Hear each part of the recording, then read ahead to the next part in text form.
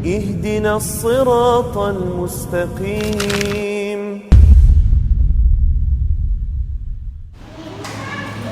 Alhamdulillahi Rabbil Alamin. Wabihi nasta'inu ala umuri dunya waddin. Asyhadu an la ilaha illallah wahdahu la syarikalah.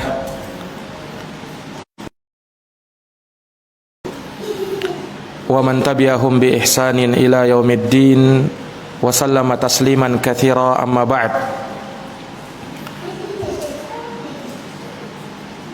Ayyuhal akhwat wal ummahat, ibu-ibu dan saudari-saudari sekalian yang dirahmati dan dimuliakan oleh Allah. Alhamdulillah, puja dan puji syukur kita panjatkan kehadirat Allah Subhanahu wa taala atas berkat rahmat, taufik, hidayah dan inayahnya kita dapat berjumpa kembali dalam majelis ilmu. Semoga kita yang hadir di majelis ini mendapatkan keutamaan sebagaimana yang disebutkan oleh Nabi sallallahu alaihi wasallam dalam hadisnya, majtama'a qaumun fi baitin min buyutillah yatsluna kitaballah wa yatadarasunahu fima bainahum. Tidaklah berkumpul suatu kaum di salah satu rumah dari rumah Allah, mereka membaca kitabullah dan saling mengadakan pengajaran antara sesama mereka. Maka Rasulullah mengatakan, illa nazalat alaihimus sakinah, akan turun kepadanya ketenangan. Wa ghasyiyatuhumur rahmah, rahmat akan meliputi mereka. Wa haffathumul malaikah, malaikat akan turun menaungi mereka. Wa dzakarahumullahu ta'ala fi man indah, dan Allah akan sebut nama-nama mereka di sisi para malaikat. Maka ini yang kita harapkan, semoga dengan kehadiran kita di majelis seperti ini, Allah Subhanahu wa taala senantiasa memberikan rahmat dan keberkahannya kepada kita, dan kita bermohon kepada Allah sebagaimana yang telah mengumpulkan kita di tempat ini, semoga Allah Subhanahu wa taala mengumpulkan kita kembali di dalam surganya yang penuh dengan kenikmatan. Amin ya rabbal alamin. Kemudian tak lupa kita haturkan salawat dan salam, semoga senantiasa tercurah limpahkan kepada qudwah dan uswah kita, suri tauladan kita, Nabi yang termulia, yang merupakan afdalul makhlukin, makhluk Allah yang paling utama, yaitu Rasulullah Muhammad bin Abdullah sallallahu alaihi wasallam. Dan semoga salawat dan salam ini juga terlimpahkan kepada keluarga-keluarga beliau, sahabat-sahabat beliau, dan umat beliau yang senantiasa meniti jalannya sampai hari kiamat. Ibu-ibu sekalian, para akhwat, saudara-saudari yang dirahmati dan dimuliakan oleh Allah, kembali kita akan melanjutkan pembahasan dari kitab Sifatul Mar'ati Salihah yang dikarang oleh Asy-Syaikhah Ummu Abdillah binti Syekh Muqbil Al-Wadi'i rahimahullahu ta'ala, di mana telah kita bacakan muqaddimah dari beliau, pendahuluan dari kitab ini. Maka pada hari ini kita akan langsung masuk pada pembahasan kitab, karena judul buku ini adalah Sifatul Mar'ati Salihah, yang artinya sifat wanita-wanita salihah. Maka sebelum beliau menyebutkan apa saja sifat dan karakter, kriteria-kriteria mereka, maka beliau menyebutkan di sini terkait dengan definisi apa itu saleh, apa itu kesalihan. Siapa yang dikatakan laki-laki yang salih, dan siapa yang dikatakan perempuan yang salihah. Yang mana tentu saja ini menjadi cita-cita kita bersama untuk menjadi orang-orang yang saleh, karena mereka ini adalah orang-orang yang disebutkan oleh Allah Subhanahu wa taala di dalam Al-Qur'an. Bahkan digandengkan dengan deretan para nabi, para siddiqin, para syuhada. Kemudian disebutkan orang-orang saleh, dan mereka itu adalah sebaik-baik teman yang ada di dunia. Dan kita dianjurkan dan diperintahkan di dalam agama untuk mencari orang-orang saleh. Untuk apa kita cari?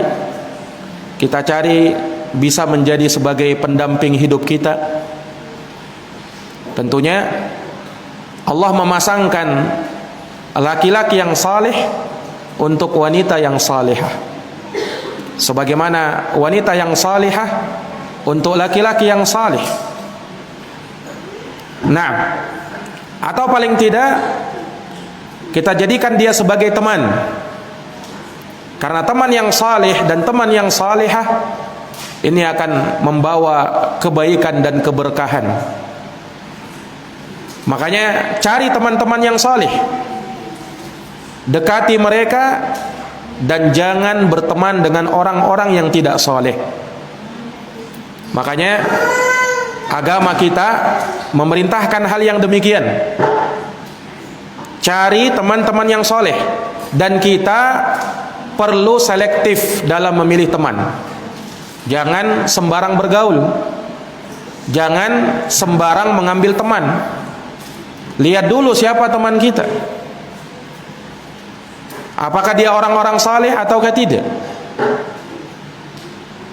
Dan perlu diingat bahwa kesalihan itu bukan hanya sebatas kita melihat akhlaknya orang. Ada sebagian orang menganggap orang soleh itu kalau suka senyum, kalau suka memberi, kalau suka berbagi, nah ini soleh ini. Dia tidak pedulikan hal yang lain. Apakah dikatakan soleh kalau dia orangnya rajin senyum, suka berbagi, tapi akidahnya hancur, manhajnya tidak beres? Ini bukan orang soleh. Orang saleh itu dia saleh pada dirinya, dia saleh kaitannya kepada Allah, dia saleh kaitannya kepada orang lain. Itu baru dikatakan orang saleh. Jadi jangan sampai kita salah menilai orang saleh itu. Orang saleh itu lihat dulu akidahnya bagaimana, lihat dulu manhajnya bagaimana, lihat bagaimana akhlaknya. Jangan sampai kita melihat, ah ini orang soleh ini, kenapa suka baik sama saya? Padahal orang kafir misalnya. Orang kafir ada yang akhlaknya bagus, tapi apakah dia soleh? Tentu tidak. Nah, makanya kita harus tahu bagaimana kriteria orang soleh itu. Jangan sampai kita salah memandang kesolehan itu bagaimana. Karena kebanyakan manusia hanya memandang kesolehan itu dari satu sudut pandang saja. Dia tidak melihat hal yang lain. Oh ini orang ini karena suka ngasih saya, ini orang soleh ini. Belum tentu. Nah, itu memang dari ciri kesolehan. Tapi yang lainnya bagaimana? Iya. Apakah dia suka beribadah kepada Allah? Ada orang yang akhlaknya bagus, tapi tidak rajin sholat, tetapi akidahnya menyimpang, manhajnya menyimpang misalnya. Nah ini tidak layak untuk dijadikan sebagai teman. Rasulullah sallallahu alaihi wasallam bersabda, "Mathalul jalisis salih wassu kahamilil misk wa nafikhul kir." Perumpamaan teman duduk yang salih dan teman duduk yang tidak salih adalah seperti penjual minyak wangi dan peniup api. Jadi Nabi permisalkan kayak begitu. Teman duduk yang soleh seperti penjual minyak wangi, sementara teman duduk yang tidak soleh, teman duduk yang buruk, itu seperti pandai besi, peniup api. Kenapa dipermisalkan begitu? Kata Nabi, adapun kalau dia penjual minyak wangi, maka bisa jadi kau akan diberikan minyak wanginya, atau kamu disuruhnya untuk mencoba minyak wanginya, atau paling tidak kamu akan mendapatkan bau yang sejuk berada di sekitarnya, karena dia penjual minyak wangi. Nah, mungkin penjual minyak wangi sementara dia sendiri bau. Oh, dia penjual minyak wangi. Jadi paling tidak kamu akan apa? Mendapatkan bau yang sejuk berada di sekitarnya. Sementara teman duduk yang buruk itu permisalannya seperti peniup api atau pandai besi. Iya, ya tahu ya apa namanya pandai besi itu ya, kerjaannya di tempat-tempat yang tentunya kotor, kemudian berbau dan banyak api yang membakar. Maka kata Nabi, kalau tidak dia membakar bajumu, atau setidaknya kamu akan mendapatkan bau yang busuk berada di sekitarnya. Ini peniup api.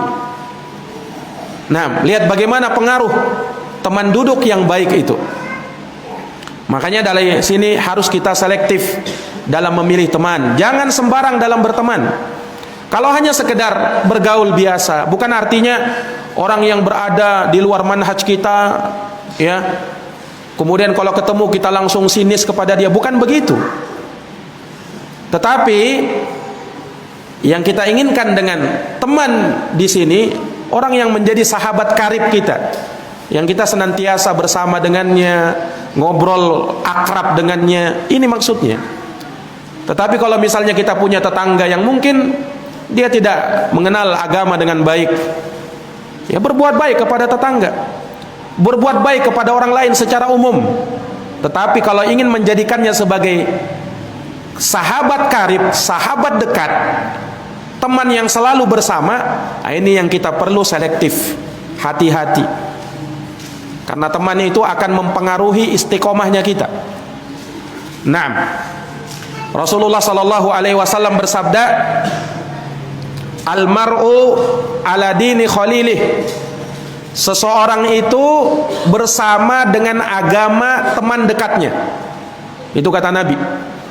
Seseorang itu bersama dengan agama teman dekatnya. Falyandur ahadukum mayyukhalil. Maka hendaknya kalian melihat siapa yang menjadi teman dekat kalian. Lihat, Nabi suruh lihat siapa yang jadi teman dekat kalian, karena orang itu akan bersama dengan teman dekatnya. Makanya hati-hati. Dan seseorang itu dinilai dari temannya. Makanya kata seorang penyair Arab, al-mar'u, seseorang itu ndak usah kamu tanya siapa dia. Anil mar'i fala tas'al, fas'al an qarinihi, fakullu qarinin bil muqaranati yaqtadi. Tentang seseorang kau ndak usah kau tanya siapa dia, tapi tanya siapa yang jadi teman dekatnya. Karena orang itu akan ikut kepada siapa yang menjadi temannya. Ya kalau temannya adalah orang-orang pemabuk misalnya, ya dia juga pemabuk. Kalau temannya itu orang-orang yang menyimpang akidahnya, manhajnya, ya juga menyimpang juga. Orang itu akan bersama dengan siapa yang menjadi teman dekatnya. Makanya ada juga ungkapan orang Arab, as-sahib sahib. Teman itu akan menarik. Teman itu bisa menarik. Ya kalau dia teman baik, akan menarik kita kepada kebaikan. Kalau dia teman saleh, maka dia akan menarik kita kepada kesolihan. Tapi kalau dia teman buruk, teman yang jahat, maka dia akan menarik kita kepada keburukannya, kepada kejahatannya. Maka ini hal yang pertama yang harus kita pahami bersama. Hendaknya kita berhati-hati dalam memilih teman. Bergaullah dengan orang-orang yang salihin, orang-orang yang salihat. hendaknya kalian bersama-sama mereka, dekat dengan mereka. Kalau kalian dekat kepada orang-orang yang tidak saleh, Allah mengatakan di dalam Al-Quran, fala tarkanu ilal ladina zalamu fatamassakumun nar. Jangan sampai kalian condong kepada orang-orang yang zalim, dekat kepada mereka, jangan sampai, kata Allah, karena bisa jadi kamu akan disentuh oleh api neraka. Bisa jadi kamu akan disentuh oleh api neraka. Maka ini dari perkara yang hendaknya kita perhatikan. Taib, di sini Ummu Abdillah hafizahullah taala, beliau mendefinisikan apa itu kesalihan dan siapa itu yang dikatakan sebagai laki-laki yang salih dan wanita yang salihah. Kata beliau, as-salah naqidul fasad. Yang namanya kesalihan adalah lawan dari keburukan. Wa rajulun salihun fi nafsih muslihun fi a'malih wa umurih. Dan seorang yang saleh itu saleh pada dirinya, kemudian dia saleh terhadap amal-amalnya, dia perbaiki amal-amalnya dan segala urusannya. Disebutkan oleh Imam Al-Qadhi Iyad rahimahullahu ta'ala bahwa ar-rajulus salih, seseorang dikatakan salih, yaitu al-qayyimu bima yalzamuhu min huquqi rabbih wa ibadatih, yaitu seorang yang menegakkan apa yang wajib baginya dari hak-hak Allah subhanahu wa ta'ala dan peribadatan kepadanya. Naam. Dan dari sini ada sebuah hadis yang mengatakan lil abdil mamluk as-salih ajrani. Kata Nabi sallallahu alaihi wasallam, seorang budak yang salih dia memiliki 2 pahala. Maksudnya apa? Dia mendapatkan 2 pahala, ai al-qaim bi huquqillah wa haqqi sayyidih, karena dia menegakkan hak-haknya Allah dan hak tuannya, sehingga dia mendapatkan 2 pahala sekaligus. Naam. Wa minhu salihu nisa'i Quraisy. Dan juga diungkapkan ada wanita-wanita saleh dari kalangan suku Quraisy. Kenapa mereka dikatakan salihah? Karena mereka menegakkan apa yang tadi kita sebutkan dari hak-hak kepada Allah dan peribadatan kepada Allah Subhanahu wa ta'ala. Dan mereka menegakkan apa yang menjadi kewajiban mereka terhadap anak-anak mereka, suami-suami mereka, dan segala kemaslahatan mereka. Nah, maka sebagai kesimpulan, berkata Imam An-Nawawi rahimahullahu ta'ala, menukil ucapannya Imam Abu Ishaq Az-Zujjaj rahimahullah, beliau mendefinisikan apa itu salih, bahwa kesalihan dan orang yang dikatakan salih adalah mereka yang menegakkan apa yang menjadi haknya Allah dan haknya hamba-hamba Allah.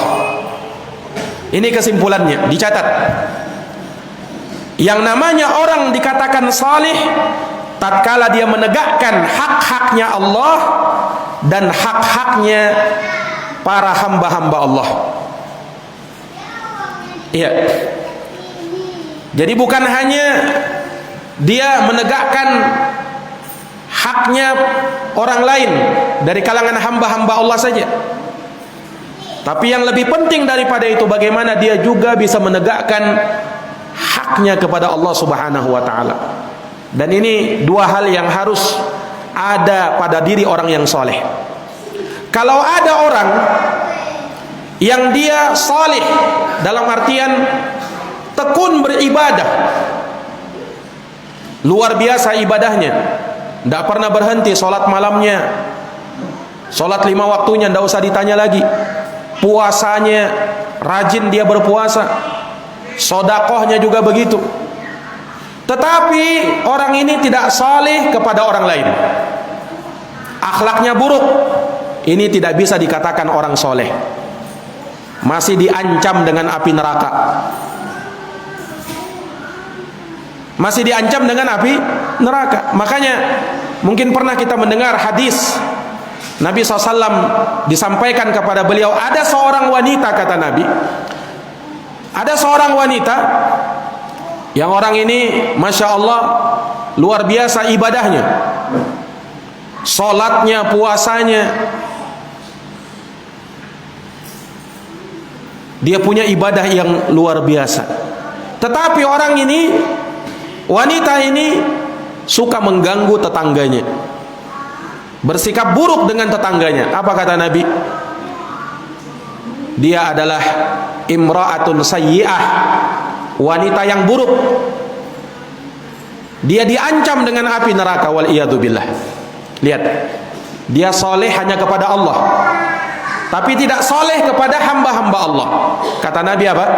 Dia orang yang buruk dan dia masuk ke dalam api neraka. Nah, tetapi sebaliknya ada orang yang dia beribadah kepada Allah, walaupun tidak sehebat wanita pertama, tetapi orang ini sangat baik dengan tetangganya, sangat baik kepada orang lain. Kata Nabi apa? Hiya imra'atun salihah. Nah, ini baru wanita salihah. Dia akan masuk ke dalam surga. Dia akan masuk ke dalam surga. Maka sekali lagi, kesalihan orang yang salih itu dikatakan salih manakala dia baik hubungannya kepada Allah, itu yang diistilahkan dengan hablum minallah, dan juga baik hubungannya kepada orang lain. Inilah yang diistilahkan dengan hablum minan nas.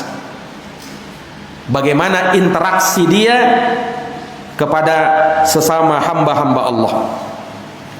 Ini para hadirin yang dirahmati dan dimuliakan oleh Allah Subhanahu wa taala.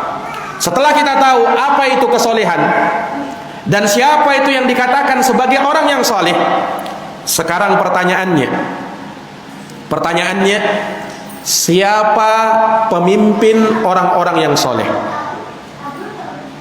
Siapa kira-kira pemimpin orang soleh? Para nabi dan para rasul. Ini pemimpin orang-orang soleh. Sehingga kalau kita menginginkan kesolehan, maka lihat bagaimana perjalanan hidup para nabi dan para rasul, terutama Rasulullah Muhammad sallallahu alaihi wasallam. Mereka inilah sadatus salihin, aimmatus salihin, pemimpinnya orang-orang soleh, imamnya orang-orang soleh, terutama Nabi kita Muhammad sallallahu alaihi wasallam. Makanya kalau ingin menjadi orang soleh, ikuti Nabi, jalani sunnahnya Nabi, tuntunan Nabi sallallahu alaihi wasallam, berusaha untuk mempelajarinya. Maka dengan itu kita akan menjadi orang-orang soleh. Dan itu dimulai dengan ilmu dulu. Dimulai dengan apa? Dimulai dengan ilmu dulu. Bagaimana caranya kita mau jadi orang soleh sementara kita jahil? Orang jahil tidak akan pernah menjadi orang soleh. Catat itu. Orang jahil tidak pernah akan menjadi orang soleh.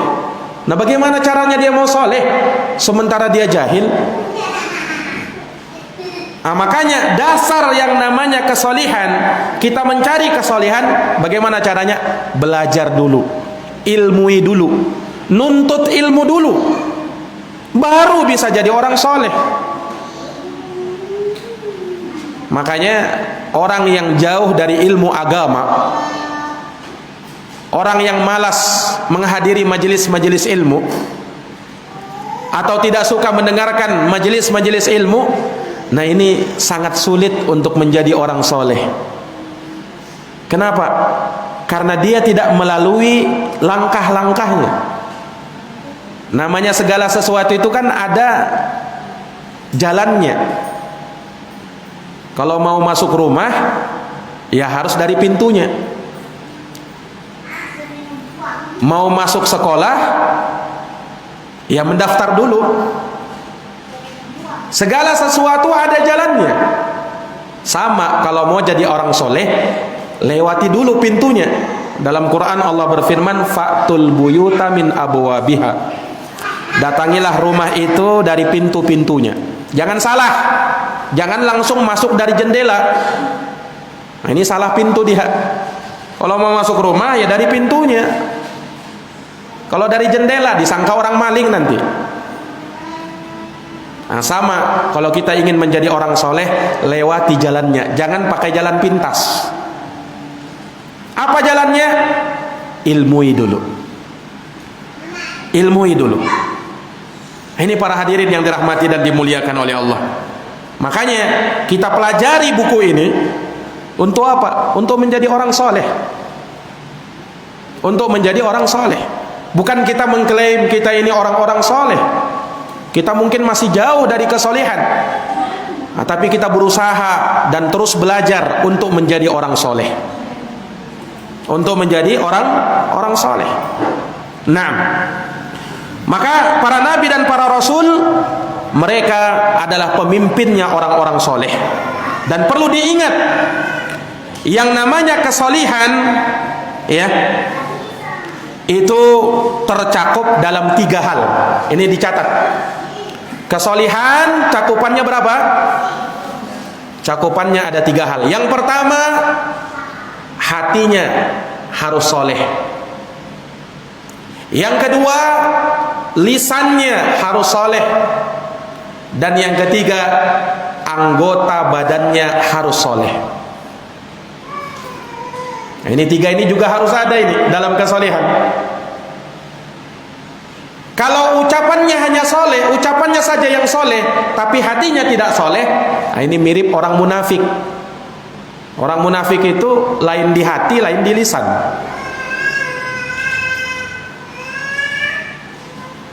Jadi lisannya soleh, hatinya soleh, anggota badannya soleh. Makanya tidak benar ya, kalau ada orang bilang melakukan perbuatan yang dilarang, dia bilang apa? Kan yang penting hatinya. Ini membatasi kesolehan hanya pada hati. Ada orang pernah saya dengar, ya, dia bilang apa? Tidak masalah kita bersentuhan dengan wanita yang bukan mahram itu. Kenapa? Yang penting kita jaga hati, katanya. Ya kalau hatimu bermaksiat, walaupun kamu tidak salaman, tidak bersentuhan dengan wanita bukan mahram, ya kamu tetap berzina, katanya. Ini ucapannya seolah-olah indah sekali ya, tapi menyesatkan. Iya. Dikiranya kesolehan itu terbatas pada hati saja, sehingga dia bilang apa? Tidak masalah, yang penting kita jaga hati. Katanya apa? Jagalah hati, jangan kau nodai. Nah, ini orang-orang sufi seperti itu. Hanya memperhatikan hati, lisannya tidak diperhatikannya. Hanya memperhatikan hati, anggota badannya tidak diperhatikannya. Nah, orang itu dikatakan soleh tatkala hatinya soleh, lisannya soleh, anggota badannya juga soleh. Makanya dikatakan oleh Syekh Abdurrahman bin Nasir As-Sa'di rahimahullah, was-salah al-muradu huna yashmalu salahul qalb. Kesolihan yang dimaksud di sini adalah mencakup kesolihan hati bima'rifatillah, dengan pengenalannya kepada Allah, wa mahabbati, cintanya dia kepada Allah, wal inaba ilaih, dan ia senantiasa kembali kepada Allah kullu waqtin, di setiap waktu. Wa salahul lisan, dan juga lisannya harus saleh, bi ayyakuna rataban min dzikrillah, di mana lisannya senantiasa basah berzikir mengingat Allah. Wa salahul jawarih, dan saleh anggota badannya. 6. Dan hal tersebut dia lakukan bistighaliha bi taatillah, dengan cara dia sibuk melakukan ketaatan kepada Allah Subhanahu wa taala, wa kaffiha anil ma'asi, dan dia berhenti dari melakukan perbuatan-perbuatan maksiat kepada Allah Subhanahu wa taala. Maka ini kesolehan para akhwat, a'azzani Allahu wa iyyakum. Naam. Kemudian Syekh Abdurrahman bin Nasir As-Sidi juga mengatakan, wassalahu wassababu lidukhulil abdi birahmatillah. Kesolihan inilah yang menjadi sebab masuknya seorang hamba ke dalam rahmat Allah Subhanahu wa taala. Kama annal fasada sababun lihirmanihi ar-rahmah. Sebagaimana ketidaksolehan, kerusakan, keburukan ini yang menjadi sebab diharamkannya seseorang mendapatkan rahmat Allah dan kebaikan. Wa a'dhamun nasi salahan, dan manusia yang paling agung, manusia yang paling besar, manusia yang paling hebat kesalihannya, al-anbiya alaihimus salatu wassalam. Mereka adalah para nabi. Inilah yang paling hebat kesalihannya. Oleh karenanya mereka disifatkan dengan kesalihan, dan Allah Subhanahu wa taala menyebutkan mereka dengan kesalihan. Wa adkhilni birahmatika fi ibadika salihin. Nabi Sulaiman alaihissalam pernah berkata, seraya mengatakan kepada Allah, wa adkhilni, ya Allah masukkanlah aku, birahmatika, dengan rahmatmu, fi ibadika salihin, ke dalam barisan hamba-hambamu yang saleh. Naam. Nabi sallallahu alaihi wasallam pernah didatangi oleh 3 orang. Mereka datang ke rumah sebahagian istri-istri Nabi, bertanya bagaimana ibadahnya Nabi itu. Maka dijawab oleh istri Nabi, ibadahnya Nabi itu begini, begini, dan begini. Maka disebutkan ka'annahum taqalluha. Mereka seakan-akan menganggap ibadahnya Nabi masih sedikit. Katanya apa? Ibadahnya Nabi masih sedikit. Padahal ibadahnya Nabi luar biasa. Tapi mereka anggap masih sedikit. Tapi mereka katakan, kalau Nabi wajar. Nabi itu wajar. Kalau mungkin ibadahnya sedikit, kenapa? Beliau kan sudah dijamin. Kalau kita, katanya, kalau kita, ini komentar salah ya. Ini komentar salah ini sebenarnya. Tapi kita sebutkan saja sesuai dengan konteks hadisnya. Jadi dia bilang kalau Nabi wajar. Kalau kita kan belum ada jaminan. Maka kita harus lebih hebat lagi dalam beribadah. Maka mulailah salah seorang dari mereka menampakkan sikap gulu, berlebih-lebihan, ekstrim dalam beragama. Katanya apa? Orang yang satu mengatakan, wa amma ana fa usallil laila kullahu wala arqud. Kalau saya mau beribadah semalam suntuk, ndak mau tidur. Jadi kerjanya kalau malam ibadah saja, ndak ada mau tidur. Pokoknya tiap malam begitu. Ini orang pertama, berkeinginan sudah seperti itu. Orang kedua mengatakan, kalau saya ini mau puasa tiap hari dan saya ndak mau buka. Ini kan luar biasa ini, semangat ini, semangat sahabat ini sebenarnya semangat mereka. Orang ketiga katanya apa?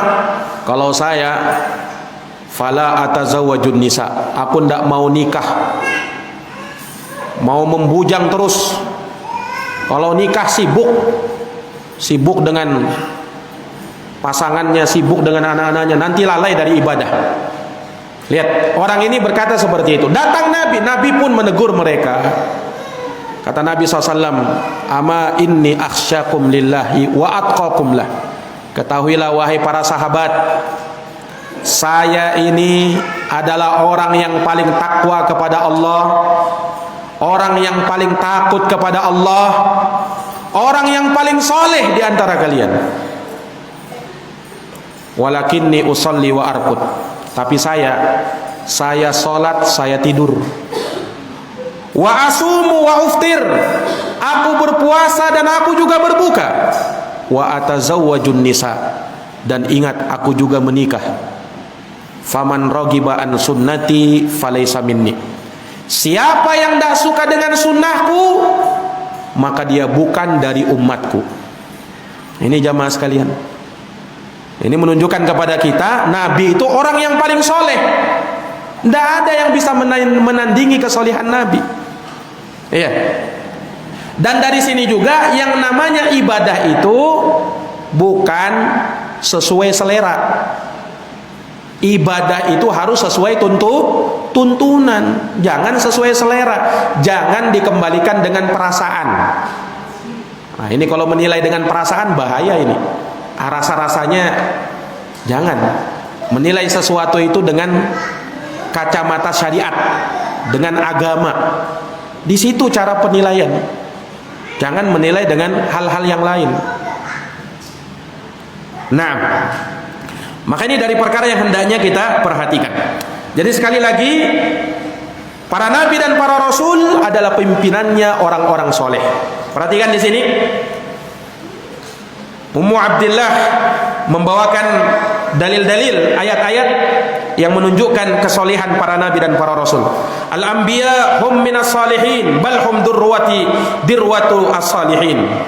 Para nabi itu adalah dari kalangan orang-orang soleh, bahkan mereka ini orang yang paling tingginya dari kalangan orang-orang soleh. Allah berfirman tentang Nabi Yahya, putranya Nabi Zakaria. Nabi Yahya bin Zakaria.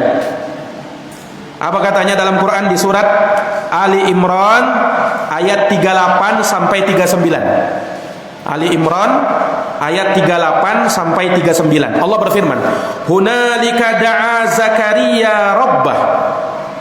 Di sana Nabi Zakaria berdoa kepada Tuhannya. Qala rabbi habli min ladunka dzurriyyatan thayyibah.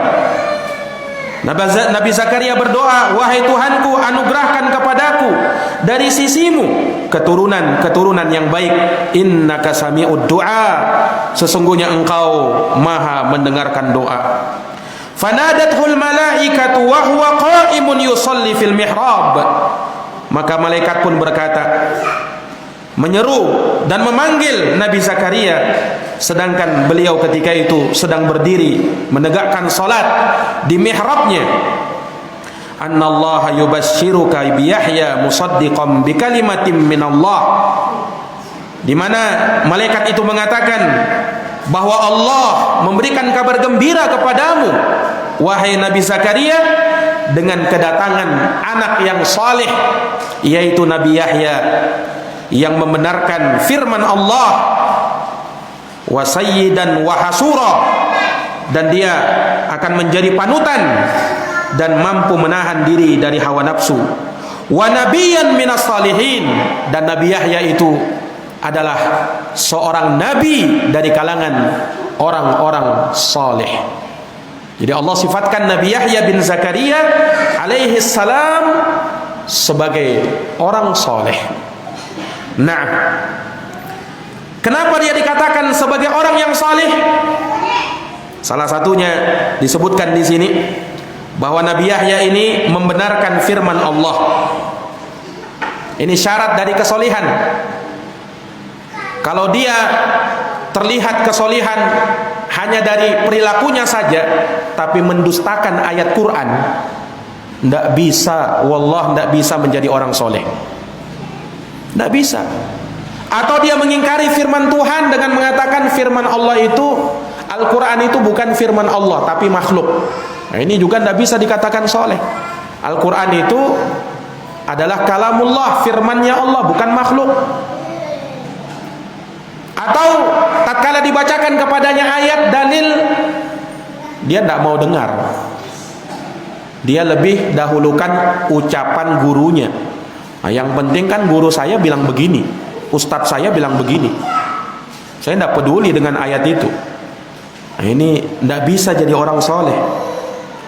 Kemudian orang soleh itu dijadikan panutan. Orang soleh itu dijadikan panutan. Kenapa? Orang melihat kepada dia, ini orang soleh. Biasanya orang soleh perilakunya soleh.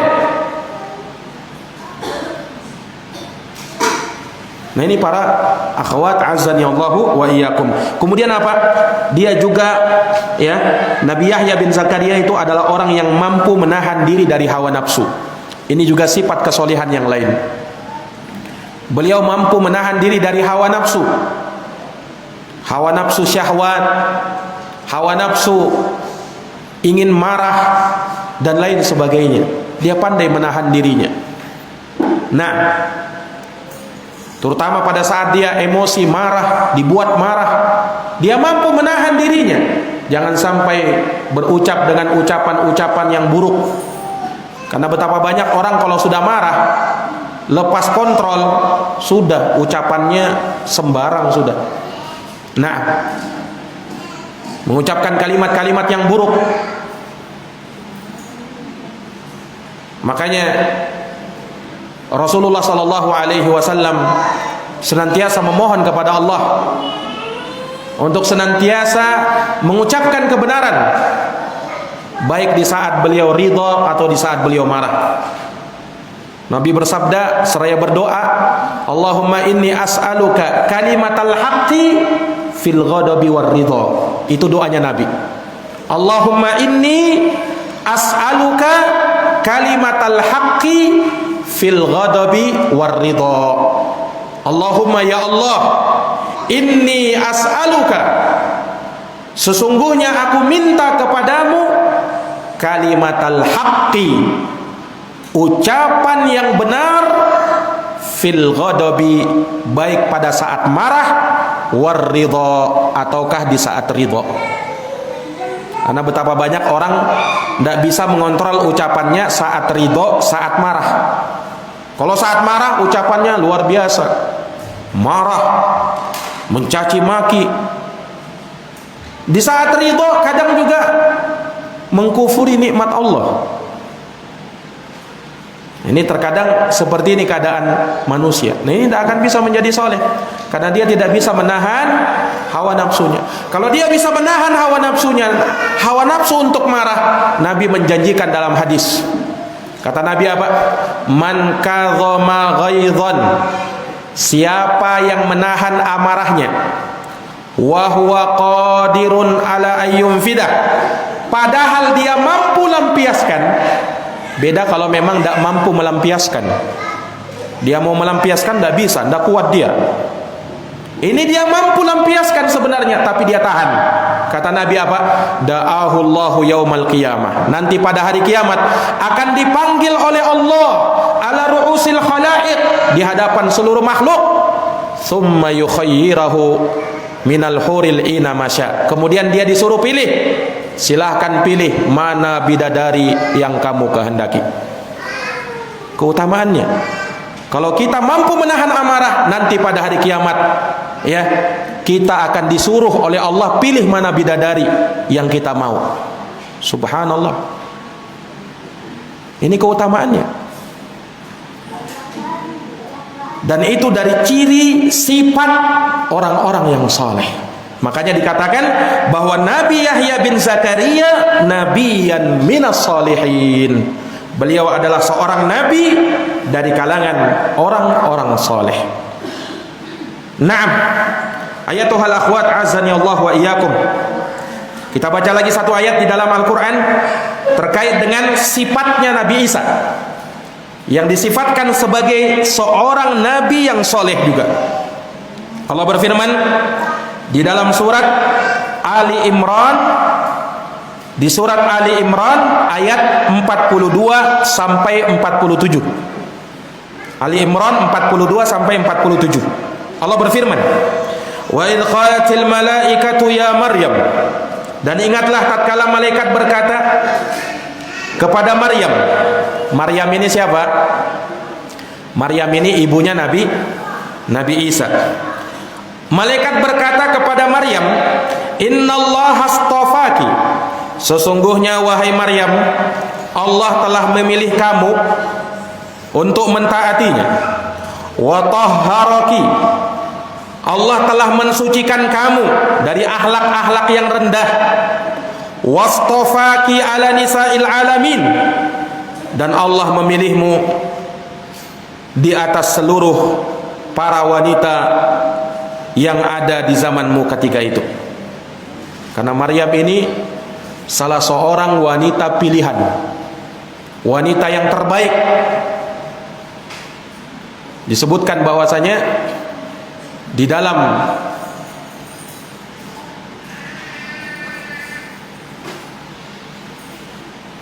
agama ini, seorang yang menjadi panutan utama bagi para wanita salihat ada 4 wanita.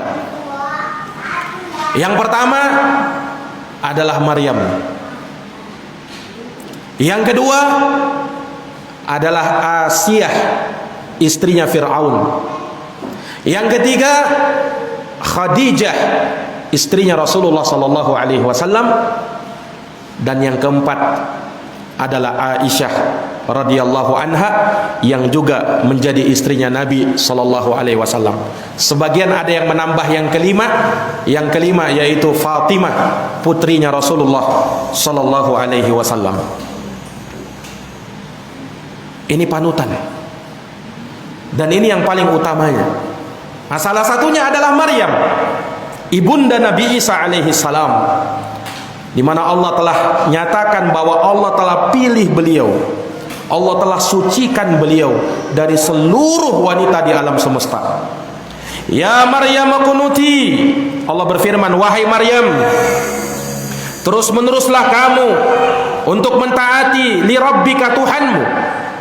Berdirilah kamu dengan khusyuk, dengan merendah kepada Allah. Wasjudi warka'i, sujud dan rukuklah kamu ma'ar raki'in, bersama dengan orang-orang yang rukuk, sebagai bentuk kesyukuran kepada Allah atas segala nikmat yang Allah berikan. Dzalika min amba'il ghaib, itulah dari berita-berita gaib, nuhihi ilaik, yang kami telah wahyukan kepadamu wahai Muhammad. Wa ma kunta ladaihim id yulquna aqlamahum ayyuhum yakfulu Maryam, dan engkau tidaklah berada di sisi mereka tatkala mereka melemparkan aklam mereka untuk mengundi siapa di antara mereka yang berhak mengasuh Maryam. Wa ma kunta ladaihim id yahtasimun, dan engkau tidak ada di tengah-tengah mereka tatkala mereka berselisih.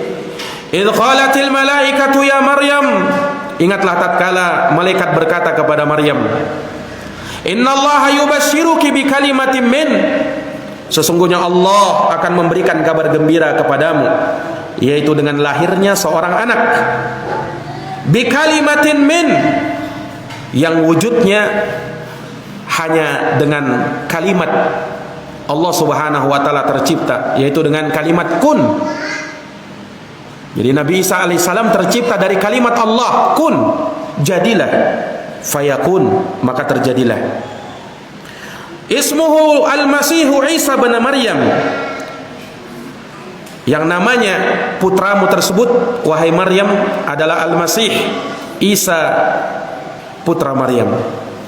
Wajihan fid dunya wal akhirah, dia adalah orang yang memiliki kedudukan yang sangat agung di dunia dan di akhirat. Wa minal muqarrabin, dan termasuk dari hamba-hamba kami yang didekatkan. Wa yukallimun nasa fil mahdi, salah satu mukjizatnya Nabi Isa, dia mampu berbicara tatkala masih dalam buayan. Wa kahlan, dan tatkala dia dewasa. Wa minas salihin, perhatikan, dan dia Nabi Isa termasuk dari orang-orang yang saleh. Allah katakan dia termasuk orang-orang saleh, yang saleh dalam ucapannya dan saleh dalam perbuatannya. Ketika diberi kabar gembira seperti ini, Maryam pun berkata, qalat, merasa heran, merasa takjub, Rabbi anna yakunu li walad wa lam yamsasni bashar, wahai Tuhanku, bagaimana caranya aku bisa punya anak sementara tidak ada seorang laki-laki yang menyentuhku. Qala kadzalikillahu yakhluqu ma yasha, Allah berfirman, demikianlah Allah menciptakan apa yang Dia kehendaki. Idza qada amran fa inna ma yaqulu lahu kun fayakun, apabila Allah memutuskan suatu perkara, Allah tinggal mengatakan jadilah maka terjadilah. Surat Ali Imran ayat 42 dan 47. Para hadirin yang dirahmati dan dimuliakan oleh Allah, para akhwat azani Allah wa iyyakum.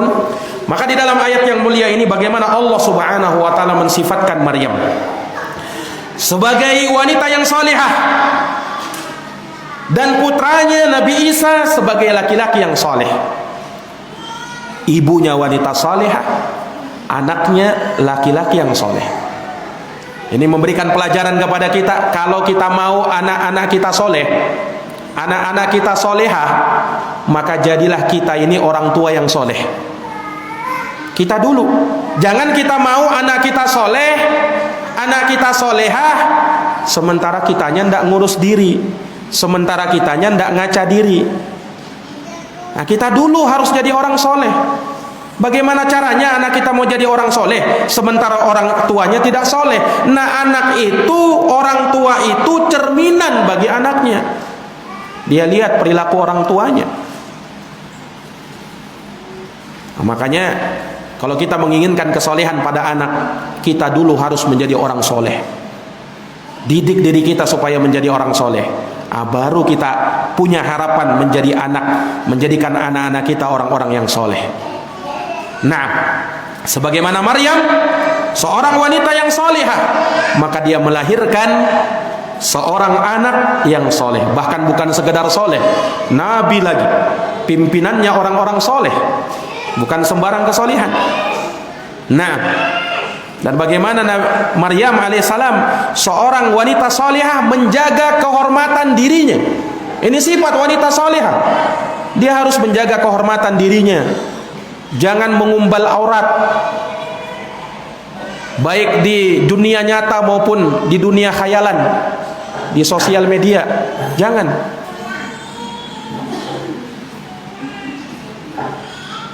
Sebagian wanita terkadang, masya Allah, ya, semoga Allah Subhanahu wa taala memberi taufik kepada mereka. Nah, terkadang terlalu bermudah-mudahan di dalam berfoto mesra, terkadang dia tampilkan di statusnya, ya, walaupun mungkin dalam posisi dia memakai cadar, memakai hijab, ini tidak pantas. Atau menampilkan dirinya bersama suaminya, ini kurang pantas. Untuk apa? Nah, ya, hendaknya bertakwa kepada Allah Subhanahu wa taala, ya, dan jangan melakukan perkara-perkara yang mengundang fitnah. Jangan melakukan perkara-perkara yang terkadang hal tersebut, ya, akan membawa kejelekan pada diri kita. Kita tidak tahu orang-orang jahat, ya. Maka ini dari perkara yang hendaknya kita perhatikan, dan semoga Allah Subhanahu wa taala senantiasa menganugerahkan kepada kita rahmat dan keutamaannya, taufik dan hidayahnya, innahu waliyudzalika wal qadiru alaih. Demikian yang mungkin kami bisa sampaikan. Mungkin tidak ada pertanyaan, ya? Ya. Kalau tidak ada, kita akhiri dengan doa kafaratul majlis. Subhanakallahumma wa bihamdik, asyhadu an la ilaha illa anta, astaghfiruka wa atubu ilaik. Walhamdulillahirabbil alamin. Assalamualaikum warahmatullahi wabarakatuh.